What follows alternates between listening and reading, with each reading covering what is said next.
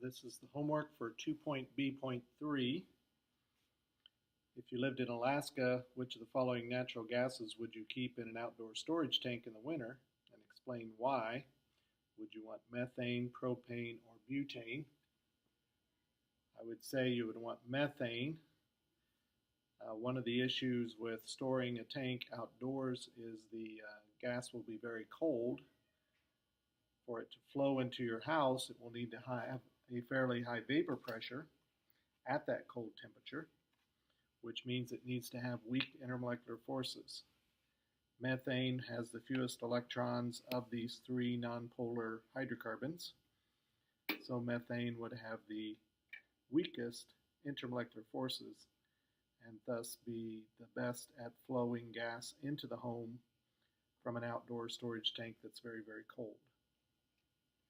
11.10, we're supposed to list the type of intermolecular forces that exist between the molecules or units in the following species.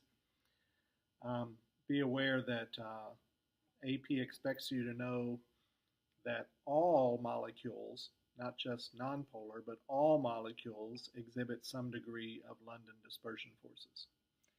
So you always want to tack LDF, London dispersion forces, onto everything. So in the case of benzene, which is a nonpolar molecule, it would only have London dispersion forces. CH3Cl is polar. The chlorine polarizes the molecule. So CH3Cl would have dipole-dipole and London dispersion forces. PF3 is trigonal pyramid and polar. PF3 would have dipole-dipole and London dispersion forces. NaCl is ionic, so I guess we would say NaCl has ionic bonds and London dispersion forces. CS2 is nonpolar. Not only is carbon and sulfur a nonpolar bond, but it's also linear, so even if it had polarity, it would cancel out. CS2 being nonpolar has only London dispersion forces. 11.12, which of the following species have the ability to hydrogen bond? So remember, for hydrogen bonding, you need hydrogen attached with a single covalent bond to nitrogen, fluorine, or oxygen. The only one with that is letter E, CH3COOH, acetic acid. 11.16 asks which of the following pairs would you expect to have the higher boiling point? I would expect the one with the stronger intermolecular forces to have the higher boiling point. Xenon is going to be nonpolar, as is neon, but xenon having more electrons will be more polarizable, so xenon will have the larger London dispersion forces. Same thing with carbon disulfide and carbon dioxide. They're both nonpolar, mainly due to their linear shape. So CS2 would have the stronger intermolecular forces because it's more electrons and more polarizable. Likewise, chlorine and CH4, Cl2 with more electrons would be more polarizable and so would have larger London dispersion forces. So in ABC we see the comparison of two nonpolar molecules. Always go for the one that has more electrons. F2 or LIF, F2 is a nonpolar molecule. LIF is ionic, and I would expect ionic bonds, which are chemical bonds, to be stronger than London dispersion forces, which F2 would have. And then finally, NH3 or PH3.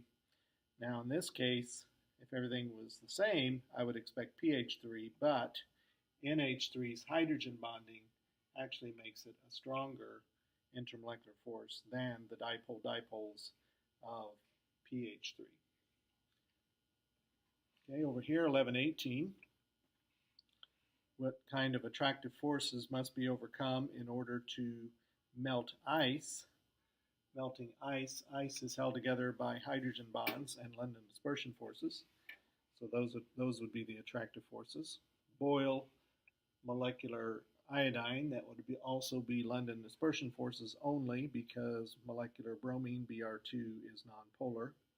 melt solid iodine.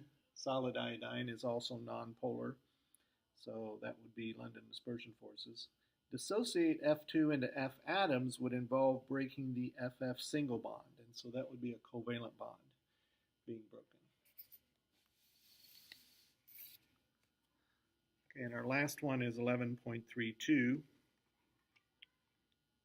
Predict the viscosity of ethylene glycol relative to that of ethanol and glycerol. Ethanol has 2 carbons and 1 OH bond, 1 OH hydroxyl group for hydrogen bonding. Ethylene glycol has 2 OHs and 2 carbons. Glycerol has 3 carbons and 3 OHs. The extra OH or extra hydroxyl groups will increase the attractive forces, the hydrogen bonding in these liquids. And so ethylene glycol's viscosity, which is based on its intermolecular forces, will be greater than ethanol's but less than glycerol's, mainly because of the different number of hydroxyl groups.